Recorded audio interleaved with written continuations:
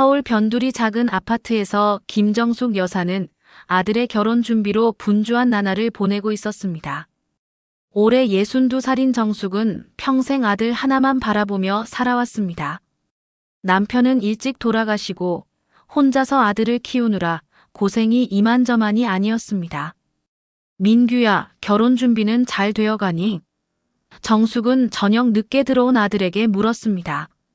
32살이 된 민규는 회사원으로 일하며 몇 년째 만나온 여자친구와 결혼을 앞두고 있었습니다. 네, 엄마. 걱정 마세요. 다 잘 될 거예요. 민규는 어머니가 걱정할까봐 밝게 대답했지만 사실 속으로는 걱정이 많았습니다. 신부 집에서 요구하는 것들이 생각보다 많았기 때문입니다. 정숙은 몇 달 전부터 차곡차곡 준비해온 적금을 하나씩 깨기 시작했습니다. 통장을 보며 한숨을 쉬었지만 아들 결혼이니 아까울 게 뭐 있겠습니까? 이제 우리 민규도 장가가는구나. 정숙은 혼자 중얼거리며 미소를 지었습니다. 다음 날 정숙은 며느리 될 수경이의 어머니와 만나기로 했습니다. 혼수 리스트를 의논하기 위해서였습니다. 정숙은 미리 적어온 메모를 꺼내며 말했습니다. TV는 55인치로, 냉장고는 양문형으로, 세탁기는 드럼 세탁기로 준비하려고 하는데 어떠세요? 그런데 수경이 어머니 박미양 씨의 반응은 예상과 달랐습니다. 어머님, 그런 걸로는 좀 그렇지 않을까요? 이왕 하는 거면 브랜드도 좀 생각해 보세요. 요즘 누가 그런 걸로 혼수를 해요? 정숙은 당황했습니다. 자신이 준비한 것들이 부족하다는 말처럼 들렸기 때문입니다. 그럼 어떤 걸로 하면 될까요? 정숙이 조심스럽게 물었습니다. 최소한 삼성이나 LG 프리미엄 라인은 되어야죠. 아니면 수입 브랜드로라도. 우리 친척들이 보는데 체면이 있어야 하지 않겠어요? 미양의 말에 정숙은 속으로 놀랐습니다. 그런 제품들은 자신이 생각했던 것보다 2배는 비쌌으니까요. 그런데 그러면 비용이. 정숙이 말을 흐리자 미양이 웃으며 말했습니다. 안 사돈, 아드님 결혼인데 아끼실 거 없잖아요. 평생에 한 번인데 말이에요. 정숙은 집에 돌아와서 계산기를 두들겼습니다. 미양이 요구한 것들로 맞추려면 예상했던 것보다 훨씬 많은 돈이 들어갔습니다. 이게 결혼이냐 장사냐? 정숙은 속으로 중얼거리며 한숨을 쉬었습니다. 하지만 아들이 난처해 할까봐 차마 거절할 수 없었습니다. 결국 정숙은 더 많은 적금을 깨고 친척들에게 돈을 빌려가며 미양이 원하는 대로 혼수를 준비하기로 했습니다. 엄마, 너무 무리하지 마세요. 민규가 걱정스럽게 말했지만 정숙은 고개를 저었습니다. 괜찮다, 괜찮아. 내 결혼인데 뭘 아끼겠니? 며칠 후 백화점 가전제품 코너에서 정숙은 가격표를 보며 눈이 휘둥그레졌습니다. 미양이 추천한 냉장고 하나 값이 자신이 생각했던 전체 혼수 비용과 비슷했습니다. 하지만 이미 약속한 일이라 어쩔 수 없었습니다. 이렇게 비싼 걸 꼭 사야 하나요? 정숙이 점원에게 물었지만 점원은 요즘 신혼집에서는 다들 이 정도는 기본으로 하세요 라고 답했습니다. 정숙은 결국 신용카드를 꺼내며 마음을 다잡았습니다. 우리 민규 잘 살라고 하는 일이야. 하지만 카드를 긋는 손이 떨렸습니다. 이렇게 많은 돈을 한 번에 쓴 적이 없었기 때문입니다. 혼수 준비가 끝나고 이제는 예단을 준비할 차례였습니다. 정숙은 그동안 모아둔 돈으로 현금 봉투를 준비하고 백화점에서 비싼 침구 세트도 샀습니다. 이 정도면 체면은 서겠지. 정숙은 혼자 말하며 안도했습니다. 드디어 예단을 전달하는 날이 되었습니다. 정숙은 정성스럽게 포장한 예단을 들고 수경이네 집을 찾아갔습니다. 고급 아파트 단지에 위치한 집을 보며 정숙은 괜히 위축되는 기분이었습니다. 사돈, 어서 오세요. 미양이 반갑게 맞아주었습니다. 거실에 앉아 차를 마시며 정숙은 조심스럽게 예단을 내밀었습니다. 정성이 부족하지만 받아주세요. 미향은 웃으며 예단을 받았습니다. 하지만 현금 봉투를 열어보는 순간 표정이 미묘하게 변했습니다. 사돈, 요즘 누가 이렇게 해요? 우리 친척들 눈치 보이잖아요. 정숙은 순간 얼굴이 빨갛게 달아올랐습니다. 자신이 정성껏 준비한 예단이 부족하다는 뜻으로 들렸기 때문입니다. 그럼 어떻게 하면 될까요? 정숙의 목소리가 떨렸습니다. 최소한 이 정도는 되어야 하는데. 미향이 말하는 금액을 듣고 정숙은 깜짝 놀랐습니다. 자신이 준비한 것의 2배가 넘는 금액이었습니다. 정숙은 치밀어 오르는 분노를 억누르며 알겠습니다. 다시 준비해서 가져오겠습니다라고 말했습니다. 하지만 속으로는 이게 정말 예단인가, 돈 뜯어가는 건가 싶었습니다. 집으로 돌아오는 길에 정숙은 하늘이 노랗게 보였습니다. 화가 나서 어지러웠습니다. 하지만 아들을 생각하면 참을 수밖에 없었습니다. 민규가 좋다는데 뭘 어쩌겠어. 정숙은 혼자 중얼거리며 발걸음을 재촉했습니다. 그날 밤 민규가 들어오자 정숙은 조심스럽게 말을 꺼냈습니다. 민규야, 수경이 어머니가 예단을 좀 더 하라고 하시는데. 민규는 미안한 표정을 지었습니다. 엄마, 죄송해요. 제가 수경이한테 말해볼게요. 하지만 정숙은 고개를 저었습니다. 아니다. 아들 결혼인데 뭘 아끼겠니? 엄마가 알아서 할게. 결국 정숙은 더 많은 돈을 마련해야 했습니다. 남은 적금을 모두 깨고 보험을 해지하고 심지어 친척들에게 돈을 빌리기까지 했습니다. 아들의 가슴에는 깊은 상처가 남았지만 겉으로는 내색하지 않았습니다. 이제 결혼식장을 정할 차례였습니다. 정숙은 적당한 비용의 예쁜 예식장을 몇 곳 알아봤습니다. 여기면 될 것 같은데 어떠세요? 정숙이 미향에게 자료를 보여줬습니다. 하지만 미향의 반응은 싸늘했습니다. 어머님, 이런 데서 결혼식을 해요? 우리 집안 체면이 있는데 최소한 5성급 호텔에서는 해야죠. 호텔은 좀 비싸지 않을까요? 정숙이 조심스럽게 말했지만 미향은 단호했습니다. 어머님은 아드님 결혼식에 체면 세우고 싶지 않으세요? 우리 친척들이 뭐라고 할지 뻔하잖아요. 정숙은 할 말을 잃었습니다. 마치 자신이 아들의 결혼을 소홀히 하는 나쁜 어머니인 것처럼 느껴졌습니다. 그럼 호텔로 알아보죠. 정숙은 마지못해 고개를 끄덕였습니다. 호텔 예식장 상담을 받으러 갔을 때 정숙은 견적서를 보고 기절할 뻔했습니다. 자신이 생각했던 것보다 3배나 비싼 금액이었습니다. 이렇게 비싼 걸 어떻게 감당하죠? 정숙이 민규에게 물었습니다. 엄마, 제가 대출받아서라도. 민규가 말하려 하자 정숙은 손을 저었습니다. 아니다. 내가 결혼하자마자 빚을 질 수는 없지. 결국 예식 비용의 절반 이상을 정숙이 부담하기로 했습니다. 미향은 우리가 절반은 내니까 공평하죠라고 말했지만 정숙에게는 감당하기 힘든 금액이었습니다. 그날 밤 정숙은 방에서 혼자 울었습니다. 평생 모은 돈이 순식간에 바닥나는 것 같았습니다. 하지만 아들을 위해서라면 어쩔 수 없었습니다. 우리 민규만 잘 살면 돼. 정숙은 눈물을 닦으며 마음을 다잡았습니다. 결혼식을 하루 앞둔 금요일 저녁 정숙은 집에서 마지막 준비를 하고 있었습니다. 내일이면 드디어 아들 민규가 장가를 가는 날이었습니다. 그런데 갑자기 미향에게서 전화가 걸려왔습니다. 어머님, 내일 예식 전에 우리 쪽 친척들과 지인들이 모여서 간단한 피로연을 하려고 해요.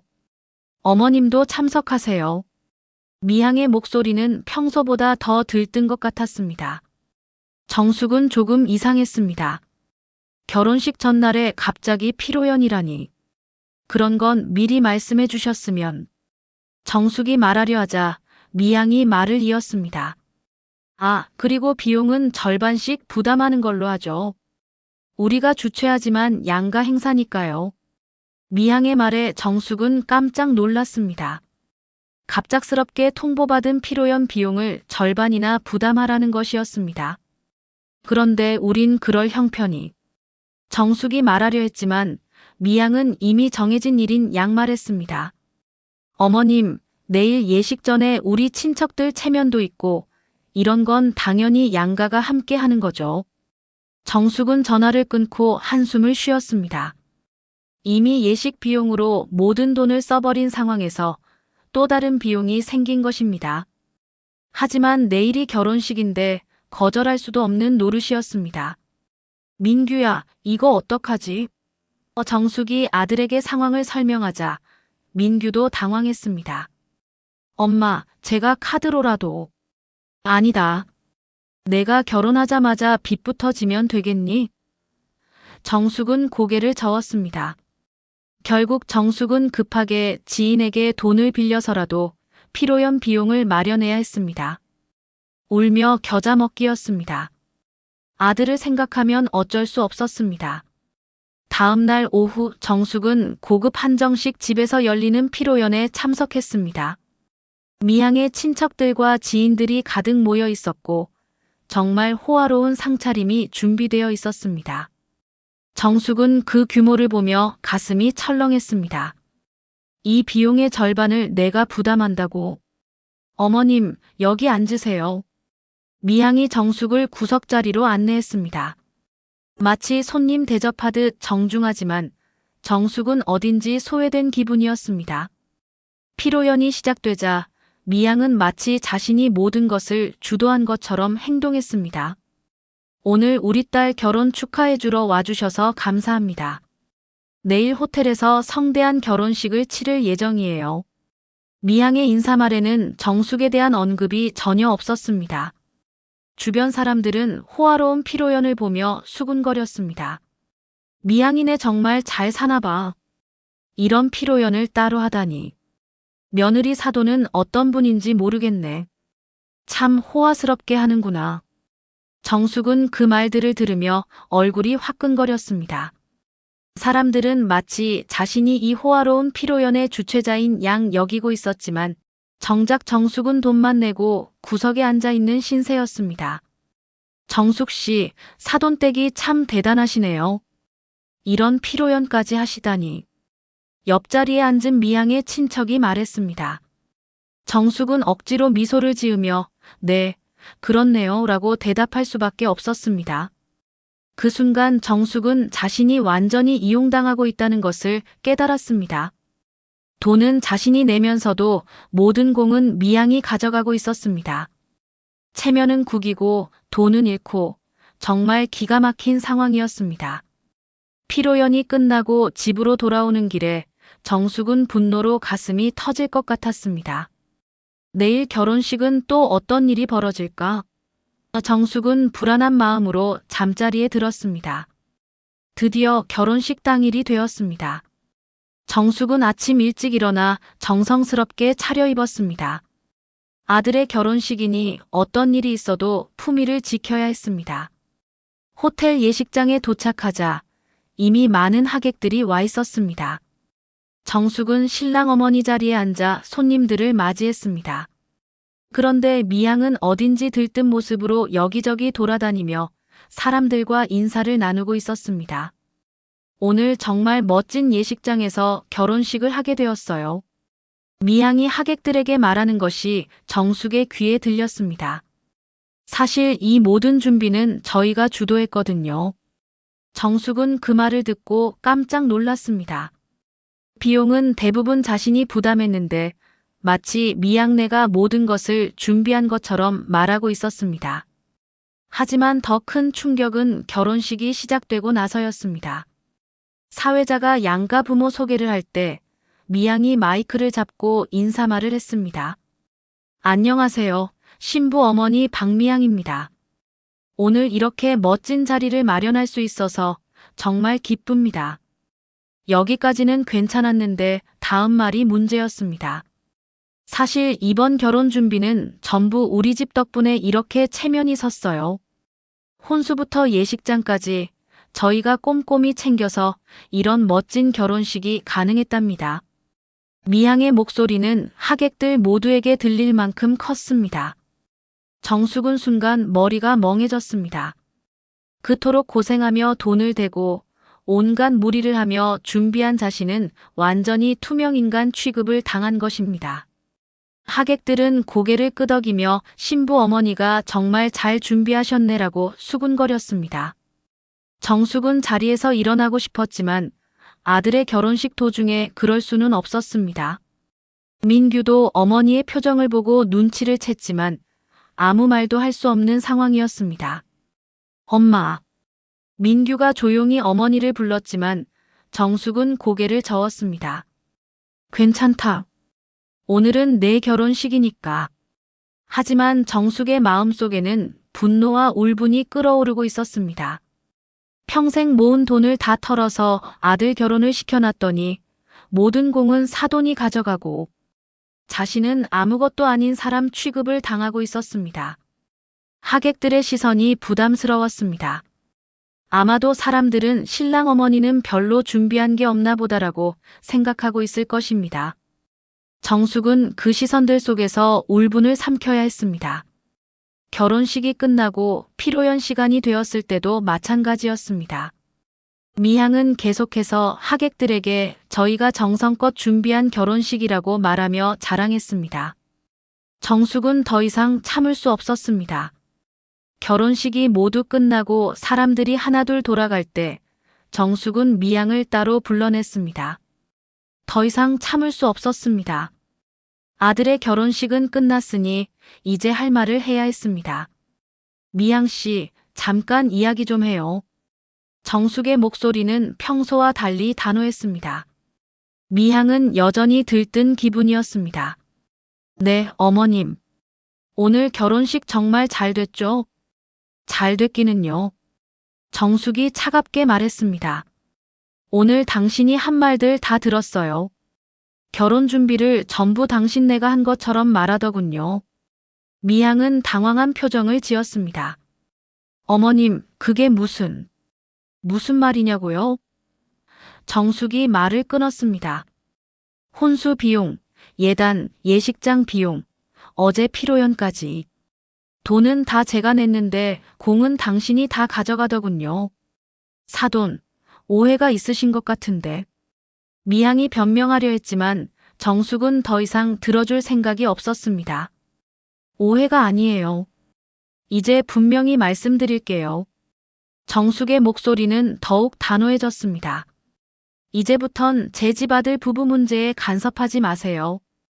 혼수도 예단도 예식도 다 끝났으니 앞으로는 각자 선만 지킵시다.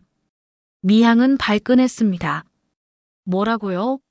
지금 뭐라고 하시는 거예요? 제 말 못 들었어요? 정숙은 한 발짝도 물러서지 않았습니다. 앞으로는 우리 아들 부부 일에 끼어들지 마세요. 당신이 뭘 하든 상관없지만 저희 가족은 저희가 알아서 할 테니까요. 사돈, 너무 심하신 거 아니에요? 우리가 뭘 잘못했다고. 미향이 따지려 했지만 정숙은 더 이상 듣지 않았습니다. 심한 건 당신이에요. 오늘까지만 참겠어요. 앞으로는 절대 이런 식으로 하지 마세요. 정숙은 그 말을 남기고 돌아섰습니다.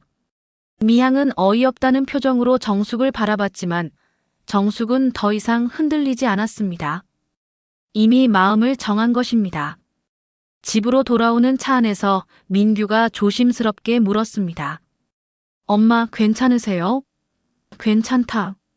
정숙은 짧게 대답했습니다. 이제 정말 괜찮을 거야. 집에 도착해서 정숙은 거울 앞에 앉았습니다. 오늘 하루 종일 억지로 참았던 감정들이 밀려왔습니다. 하지만 이상하게도 후련했습니다. 드디어 할 말을 다 했기 때문입니다. 내 아들 가정은 내 아들이 지켜야지. 정숙은 마음속으로 다짐했습니다. 나는 이제 내 삶을 살련다. 더 이상 누구 눈치 보며 살지 않겠어. 정숙은 화장을 지우며 생각했습니다. 아들의 결혼은 끝났습니다. 이제는 정말로 자신의 인생을 살 차례였습니다. 더 이상 무개념 사돈에게 휘둘리지 않겠다고 마음먹었습니다. 그날 밤 정숙은 오랜만에 깊은 잠에 빠졌습니다. 마음속에 쌓였던 스트레스가 모두 해소된 것 같았습니다. 내일부터는 정말로 새로운 인생이 시작될 것입니다.